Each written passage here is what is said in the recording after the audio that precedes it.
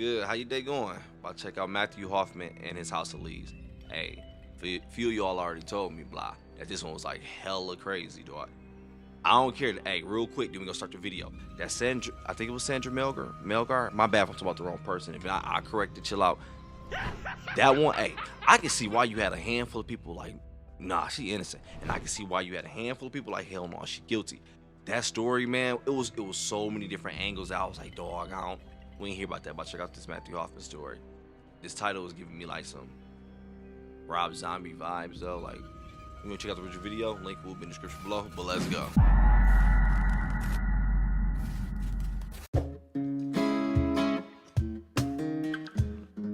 Hey you, and welcome. My name is Mike, and in this old video we are, we're talking about a few things, as we usually do. One, we're talking about a guy named Matthew Hoffman. Two, his obsession with trees. And then three, his House of Leaves. It's as weird as it sounds. So in this video I'm going to be talking about tree, and also trees, and it's going to be a lot of fun because you're not going to know which. I feel like we should just use this video as a cleanse. Just get it out of our system, okay? But first, we gotta get in. This story is very bizarre. I mean, come on. It's set in Ohio. It starts with a shocking disappearance, followed by a shocking discovery. So let's give it a go.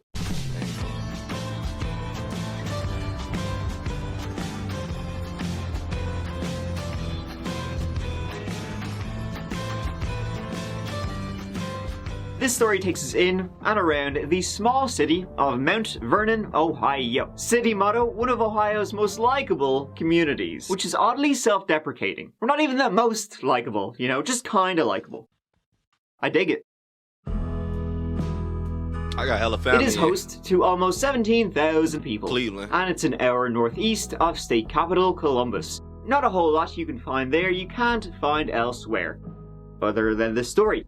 There's a lot of parks, greens, and a low crime rate. Which means though that, you know, when a crime does occur, judging from the stories I've told, that crime is gonna be weird as shit, and you bet your ass.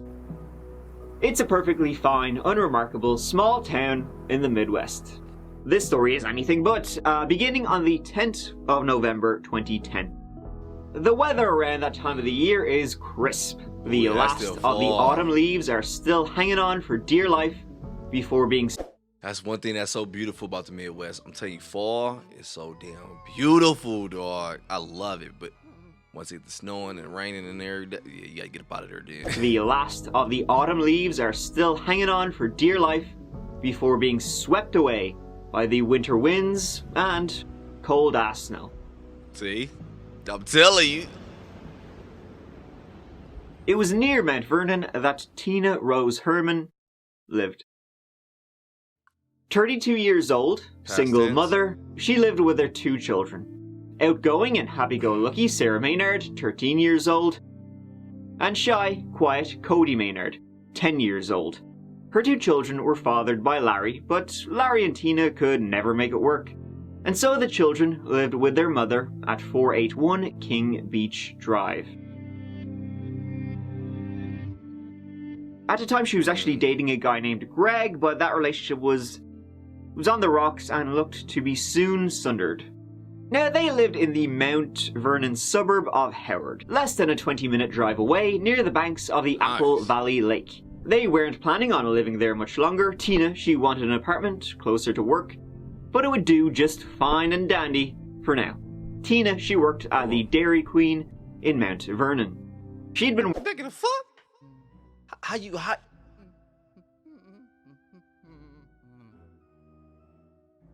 Ain't no way in hell you would, dog. I ain't trying to accuse nobody of selling no shit.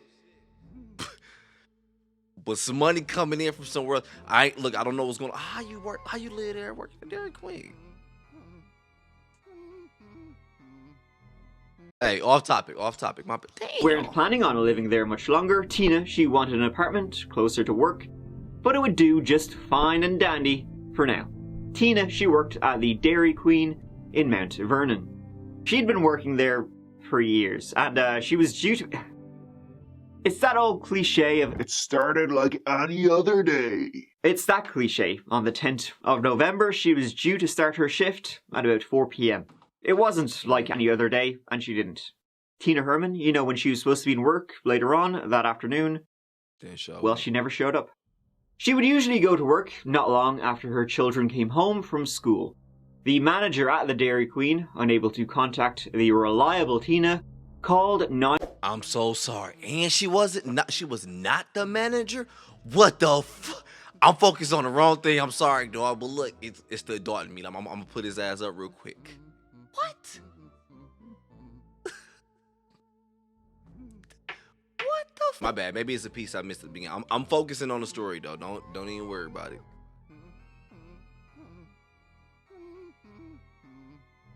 Usually go to work not long after her children came home from school. The manager at the Dairy Queen, unable to contact the reliable Tina, called 911 to do a welfare check that day. One of my employees did not show up for work this afternoon at 4 o'clock. Okay. Which is totally uncharacteristic of her. I'm very concerned about her. What's her name? Her name is Tina Herman. So the police rocked up to the house on King Beach Drive at about 7:30 p.m. Knocked on the door, no answer and no lights, so they presumed nobody home. And so the police left, you know, assuming they'd probably gone out of town, just were off somewhere. Whatever. The very next day, though, Thursday, now the 11th of November, another woman was reported missing. Odd, you know, in a place here where this kind of shit, people don't go missing around here. But what was even odder was that this was Tina's neighbor and good friend, Stephanie Sprang. Stephanie was 41 years old, had 3 children, and was a native of Mount Vernon. And she was the last known to be popping into Tina's the day before. See, Tina was planning on moving, and Stephanie was helping her find a place. Tina's children, Sarah and Cody, they had also missed school on Thursday. So then what happened that Wednesday? Tina's manager from Dairy Queen, who had originally reported the disappearance, she went back. She decided to visit Tina's house herself, and she let herself in. And then she called the police again. She found. I called in last night about Tina Herman being missing. Mm-hmm. I am out at her house now. There is blood everywhere. It was not pretty. Whatever happened right inside the door, and it had been bad. Following the trail, the bodies had been dragged then into the bedrooms and, well, a lot more blood. But despite all this, no bodies were found in the house or outside. Wherever they went elsewhere. The bathtub also was covered in blood and had been used for, well, what you see in The Sopranos they used the bathtub for. So, 4 people missing, 2 women, 2 children, and a very gruesome scene left behind. Some clearly must have been just butchered, and perhaps others kidnapped. As to clues in the house about what could have happened, well, some of the stains were right by the door, so as soon as whoever came in, they were attacked. Groceries were in the kitchen, but not put away. Again, we can assume that they were attacked not long after entering. We can probably say those were left by Tina, and the receipt showed they had been bought around 12 p.m. So Tina, that morning, she'd been out and about, you know, doing some errands, and came home with a few bits and bobs, brought the bags into the kitchen, and before she could put them away, she was attacked. Then Stephanie, she was due to pop... Meaning somebody was watching and waiting.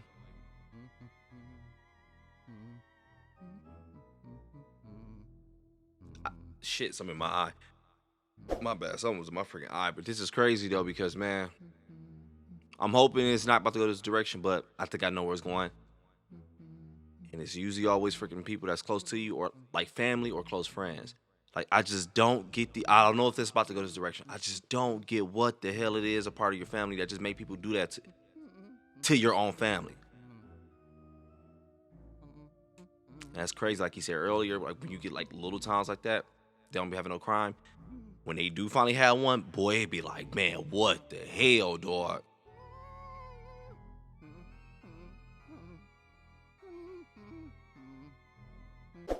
before she could put them away. She was attacked. Then Stephanie, she was due to pop over then early that afternoon, and so we can assume due to the scene. She came over to help her friend, and instead there was someone Where's she at? there. And then the two children came home from school. Another clue was that the garage door was off, so perhaps someone entered via that. In the garage was more blood, and Tina's truck was missing. The killer may have put everyone in her vehicle, and off they went. But at least they knew they were searching for something, and they had something in particular, so, the usual bolo, be on the lookout, went out. Finally, the last clue was a Walmart bag. It had tarps. Why doesn't every home in the US have solar panels? In it, bag.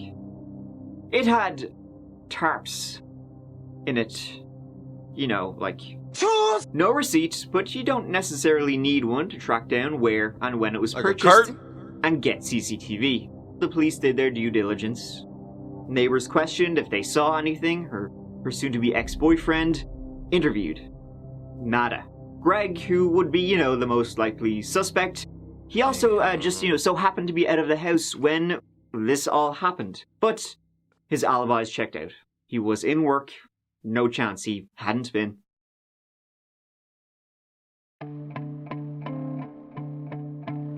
On Thursday, Tina's car, it was found, discovered 7 miles from her home on a lonely road. No bodies were inside. In fact, it was, in comparison to the house, remarkably clean. So then, due to that, the police suspected there must have been a second vehicle that they were transported to. What the The Walmart items were tracked down. They dogged them. And those items had been purchased around Wednesday night, Thursday morning at the local store. This gave them footage of the purchaser, and it was just a dude. Regular bloke. Scary shit. Like, he was very chill about buying this shit. Sure, will I buy this? Ah, yeah, go on, be a fool not to. From the footage, they could see his car. Didn't get a plate, but it was a Toyota Yaris. And so they went from A to Z on all Toyota Yarises in Knox County, and an image of who owned them. Then comparing that, with the guy in the CCTV footage, it led them to this. Ladies and gentlemen, we got him. The boyo's name was Matt Hoffman. Oh! I stuck that shit! Is that him?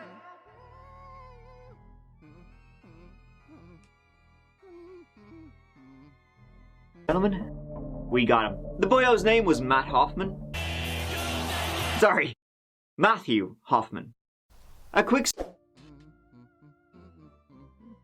Nigga, I was thinking that shit at the beginning, but I didn't want to say nothing because I'm like, that. I thought the story would be more popular if it was actually him. Boy, that shit gave me chills like a bug, dude. Fuck you looking at. Sorry. I'm like, what? Matthew Hoffman. A quick search of any history was done and dug up. Matthew was 30 years old, a local. His parents had a house on Apple Valley Lake. He had spent time in prison, 6 years in Colorado in 2001 for arson and burglary. Seems this guy had sticky little fingers and was a bit of a firebug too. He had a history of burglaries. Notably, as he worked as a handyman, he could gain access to houses pretty easily.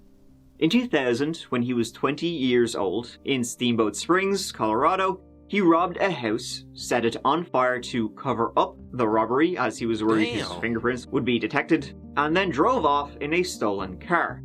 The fire spread and destroyed multiple houses, causing over $2 million in damages. Damn. He now lived in Ohio, working as a tree trimmer. He was an odd man. His favorite meal was the squirrels he found in his garden. He was well known as the local weirdo. He had been dating a woman, but that ended in 2010. He eventually lost his job too as a tree trimmer due to being kind of unreliable. And well, for old Matthew Hoffman, reality, it kind of became a distant memory. Unfortunately for everyone else, this was very real.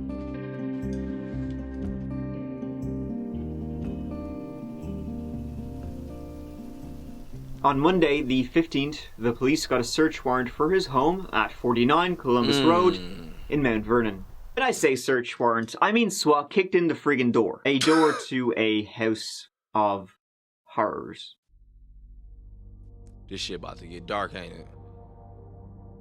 They struck at dawn and were first greeted by leaves, of all things.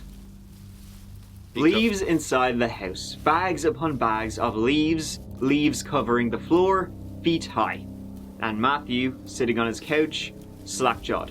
He was booked immediately, and the House of Leaves was searched. Hold up, boy, let me resync this real quick. I don't know what I did to my camera, but I gotta keep resyncing it, whatever. But Pete, dog, being a police, I couldn't do it because of ish like this. The stuff that you see, that be the shit that be like scarring your brain, dog. They usually like the first people to see this shit, unless you like you find it, encounter or whatever, that you be the one to call the boys, report it, woo woo woo, let them know what's going on. But you know what I'm talking about? More likely they be the first one. Boom, kick the door open. Get on the ground, bro, just chilling, eat cereal, leaves all around. I'm like, what the fuck going on? I couldn't see certain shit, dog. I really couldn't, man. Because especially like people mental, like it's crazy to me how, look, when I get to whispering low, you know how I get, stop playing with me. Look, dog, it's crazy how other people mental, it's just so different. But to them though, it just might be normal. Cause bro sound like he just living probably. Ain't nothing, I'm just chilling.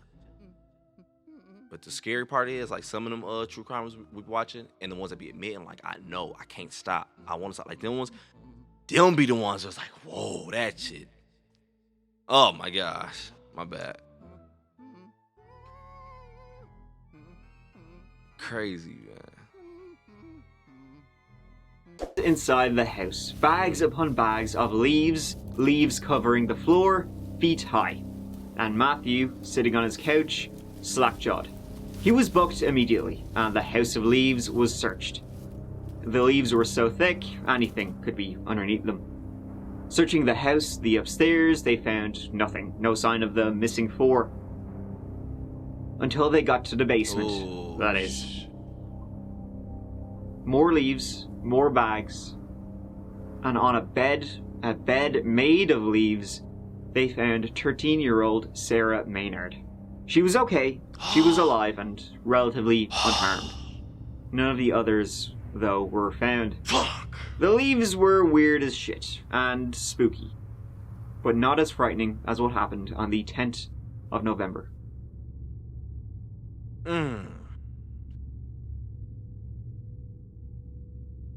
That morning, he snuck into the Herman home while everyone was out. He was likely watching it for some time. Yep, It was remote enough. In fact, this story, it has a lot of similarities to the Jamie Kloss case in that I think Sarah may have been his target. Everyone else was kind of just in the way.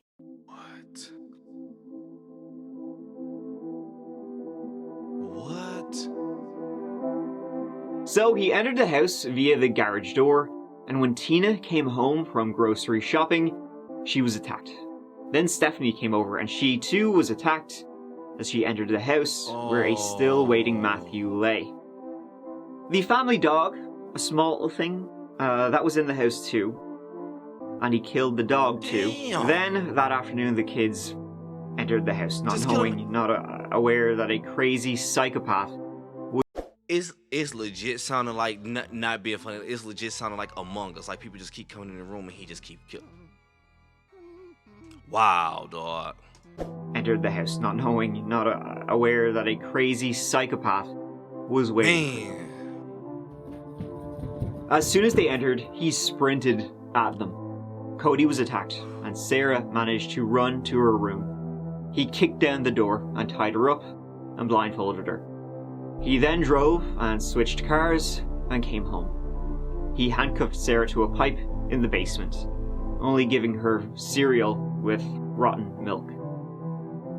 This all came from Sarah in the hospital. Matthew, he was not in too much of a conversational mood. He didn't really say word one. Hey, Matt. I'm Roger Brown. I'm a detective here at the sheriff's office. Okay, you want to take your hat and stuff off? Coat? Alright with you? If I take them cuffs off and put them in the front. Is that going to be a problem? Okay. All right. Let's do that then. Right, Matt, go ahead and stand up here for me. Boy, I thought they popped that. Boy, I thought I heard a shot. You just have to turn around here and just face the wall for me. Okay? You kind of understand what's going on here, Matt? Boy, like Cartman, stop playing. Go back. You kind of understand what's going on here, Matt? That's it. We can explain all this to you if you want to talk to me, okay? I think you know what we're... At Harvard Hey, Business School, and for these we have a ads too, unique hold up, approach to girl. I don't care online about no damn Harvard. Hold up. Hey, Pete. I actually do though. I would love to go to school again. I say this all the time. I would love to go to college again. But the reason why I said that was not for the school itself, because of student loans. That's why I said this shit. I go to school like 5 times if I could, dude. I love it. But Pete though, damn. My bad. I got a little razzle dazzle. Pete. What I was gonna say was though, the reason why I keep getting these ads, I've always had YouTube Premium like forever, but it's just me being lazy. Cause you know when you get like new cards and you don't realize you gotta add your new cards to spots until it's like we couldn't accept your payment, blah blah. You like, oh shit, I forgot. Cause I got new cards and ish, so I gotta connect everything, reconnect everything to, and that's why. Yeah, but let's go. Yeah, so it's nothing major, just me being lazy. I do that probably tomorrow. I do it tomorrow. We can explain all this to you if you want to talk to me, okay? I think you know what we want to talk about, but we need to find some people. Matt, can you hear me? The only reason that I don't know where Tina, Stephanie, and Cody are is because we had to spend a lot of time at the scene. Okay? We will know. We will find them. And if it's going to come to it that it's not with your help, then so be it. But I'm going to be the first guy to tell the jury that. I guarantee you. That I sat in an interview room with this guy, and all he wanted to do is close his eyes and blink them until I walk out of the room. And then he opens his eyes and gets his drink of water. Now, am I a prudent person? What kind of person do I think that is? Well, one of two things. Either you're getting your composure together, you're thinking things out, thinking what to tell us, or you don't give a shit about anybody. And that cop got patience as fuck, cause I be getting mad. Nigga, y'all know you hear me, motherfucker. There's about 12 Okay, hours back, of it, bruh. and he... You don't give a shit about anybody. There's about Cut these 12 fucking hours cameras of off, it, 'cause and I he wouldn't do that. says absolutely... Back, I'm sorry. You don't give a shit about anybody. There's about 12 hours of it, and he says absolutely nothing. He does, however, sign something. You know, other people, there's family members out there of other people, and all they want is closure. That's all they want. They've been up for days like you and I have, you know? Heart What kind? hurts. I Hadouken? don't understand sign language, man. Is that your heart? You're saying heart? Broken. Your heart's broken So because is of what he- happened? I don't know. Is he actually innocent? I'm gonna let it finish to find out. Nigga shot a Hadouken at me, though. Stop playing. No. Someone broke your heart? And they had no idea where Tina, Stephanie, and Cody were. Oh no, wait, no, because he already said that Matthew. I'm gonna let it finish. Okay, never mind. My bad. And they had Yeah, it was no in his idea house. I'm where tripping. Tina, Stephanie, and Cody were. He wouldn't say anything. In fact, until the prosecutors said, "We will remove the death penalty if you tell us where Tina, Stephanie, and Cody are," well, he agreed. Agreed on condition that the police shoot him in a faked escape attempt. Oh. Here, lads, would you mind just killing me and then say I tried to make a run for it? The only thing the police shot was that down. They said, how about no? He stopped talking for about 2 more days until he finally relented. Matthew would claim that it was a burglary gone wrong, you know, that old one, and that he never meant to kill anyone. He just did, horrifically, and that he never meant to kill anyone. He just did, horrifically, as an accident. He tripped, fell, and somehow butchered them. He'd just been there to rob the house. He said that he'd been in the house and Tina came home, and he was surprised. So he tried to knock her out with a blackjack he had. He hit her and hit her and hit her. She wasn't getting knocked out, he failed, and then panicked when Stephanie came home. So he killed them both. And then the kids came home, and the whole situation rest in peace, kind of escalated into what happened. He said,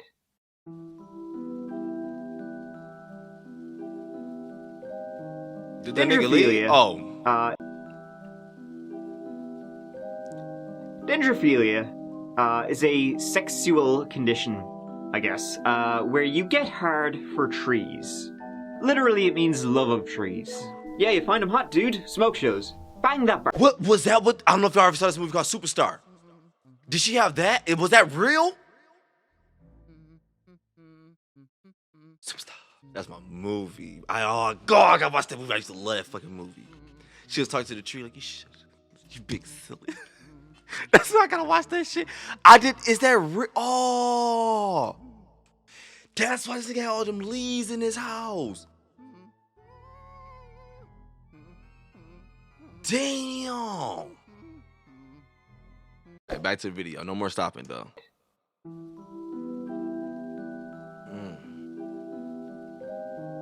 Dendrophilia is a sexual condition, I guess, where you get hard for trees. Literally, it means love of trees. Yeah, you find them hot, dude. Smoke shows. Bang that bark. Get your roots in the roots. Make like a tree and make out with a tree. That was Matthew Hoffman. Hence the leaves in his house. They were everywhere, and it would have taken some time to get him. Some time I'm sure he enjoyed. Neighbors said they saw him climbing the trees in his garden all the time, having some crack. And so, when he finally told the police where the bodies were, it made sense. They in a tree. But it was still... Because he wasn't climbing. He climbed up there and put them bodies up there, huh? As surprising as it was horrifying. The Cuckasing Wildlife Area lies about 15 minutes north of Mount Vernon. It's a little place for camping, fishing, and hunting some smaller game. And lots of trees.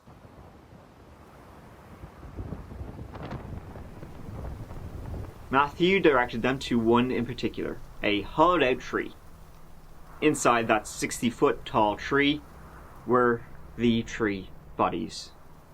They had been dismembered and damn!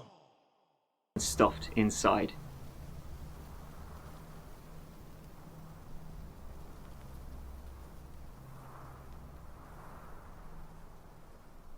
What the fuck, man? Come on, dog. The tree was hollowed to a point, and how he did it is speculation because we found the location, we took them out with, part of the reason we took them out the way that we did, and we cut the part of the tree away, is our priority to not only to recover them, but to recover them with sensitivity and with dignity for the victims and for the victims' families. Matthew Hoffman pleaded guilty to the 10 counts against him, including aggravated murder, sexual assault, kidnapping, and gross abuse of a corpse. At this time, it is my understanding Mr. Hoffman is prepared to enter a plea of guilty to all counts. And Mr. Hoffman, do you understand everything that's been said here today? Yes. It's been indicated to me it's your desire at this time to enter a guilty plea to counts 1 and counts 2 of the indictment, charges that of wasn't aggravated no robbery, murder, dog. unclassified felony. Is that a correct statement? It's also been indicated to me it's your desire to enter a guilty. Yes. Yes. And is it? Yes. Yes. Mr. Hoffman has asked me to make a brief statement. That is simply, the family deserves to know this was a random burglary that went terribly, terribly wrong. No one person, no family was singled out. It's tragic. Can't undo what is done. Apologize. And was sentenced to life in prison with no chance of parole. He told the police that when he had kidnapped Sarah, they played video games and watched movies together. Didn't look like it when they found her. And he didn't have a great time in prison either. I asked about how her son is adjusting to prison life. She said he's had some difficulty, experiences mild forms of panic attacks, and to this day has never spoken a word about the murders. Damn. Hoffman has been serving time at the Allen Oakwood Correctional Facility in Lima for the last 11 months. 10 TV was granted access to his records. In March of 2011, he broke a glass shelf and was charged with disobedience, destroying property, and creating a disturbance, resulting in 7 days segregation. He's also had minor conduct reports for being out of place, a visiting And the crazy part is, and we've all heard these stories. Bruh, I had a cousin and like 4 or 5 partners that's CEOs. The shit they be telling me that go down against people who be locked up for like killing or doing something to a cop, killing or doing something to a kid, beating your woman. I don't want to say the word, I'm gonna edit that out. Ape with an R in front of it, a woman. Dog, the shit he be saying they be doing and the CEOs be letting them get away with is, dog, I was like, man, that life will be crazy as hell. And they would have, they'd have never found the bodies if he wouldn't have told that part. I thought when they said he was climbing a tree, I'm like, yeah, he put him in a tree. Like, he climbed up and put him in a tree. I know, like, in a literal, like, in the damn tree. He's also had minor conduct reports for being out of place, a visiting violation, and refusing an educational test. Hoffman remains in protective custody, requires close supervision, and is considered a level 3 inmate. Damn. Insane story. Very disturbing. Matthew Hoffman was obsessed with leaves, obsessed with trees, and ultimately obsessed with murder and death. His house, come on, an absolute madman's. He scribbled on the walls, just did lots of weird shit, there was leaves everywhere. In his freezer, only popsicles and dead squirrels. This guy is like something out of a movie or TV show, like, come on, seriously, how is this real life? He's like one of the villains in Hannibal. But thankfully Sarah was saved. Tragic by the others. Scary story. At least Matthew is where he belongs. Behind bars. Good luck finding trees there, dickhead. Man, I cannot imagine what that little girl is going through, or the shit she have to do just to get a good night's sleep, just to oh my gosh, dog, that's bullshit. I cannot feel bad for you neither at all. This was not a robbery gone wrong. You could legit rob the mugs, got what you need to get out of there. And even if she came home, like, not even judging, looking at you and looking at her, stop playing. You could have easily bypassed her. Pierre got out of there, man. That's why she wouldn't get knocked out, so you kept on trying. Like, dog, that's bullshit, man. Neighbor come through, whoop, same thing. Dog, well, that's when I was like, man, come on, dog. At this point, it's legit. Whoever coming here is about to happen to then the kids. Oh my fucking gosh. But look though, I'm about to go ahead and get up out of here and chill, enjoy my night. Jump on some Warzone with my cutty. Ain't doing much. Y'all go ahead and enjoy your day. Morning, evening, night, whenever. I'm out.